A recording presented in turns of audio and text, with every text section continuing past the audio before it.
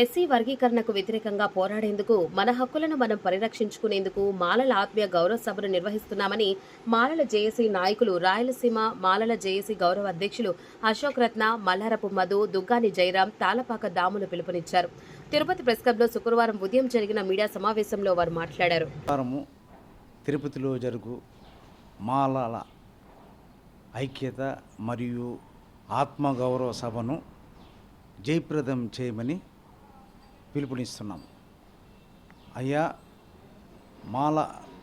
మాల రక్త సంబంధికులారా, అక్క చెల్లెళ్ళారా, విద్యార్థులారా, అంబేద్కర్ వారసులారా, మేధావులారా, ఆదివారం జరగబో మాలల ఐక్యత మహాసభను జయప్రదం చేయమని విజ్ఞప్తి చేస్తున్నాను.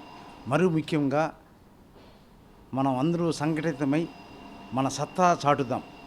ఈ కార్యక్రమానికి గౌరవనీయులు పెద్దలు గడ్డం వెంకటస్వామి గారు, అదేవిధంగా వర్ధన్నపేట ఎమ్మెల్యే అయినటువంటి నాగరాజు గారు, ఉప్పులేటి దేవిప్రసాద్ గారు, జడా శ్రావణ్ కుమార్ గారు, అదేవిధంగా హర్ష కుమార్ గారు, చిత్తూరు జిల్లాలోని ఎంపీలు, ఎమ్మెల్యేలు, అంటే మాల సామాజిక వర్గానికి చెందిన మాల ఎమ్మెల్యేలు, ఎంపీలు అందరూ వస్తున్నారు.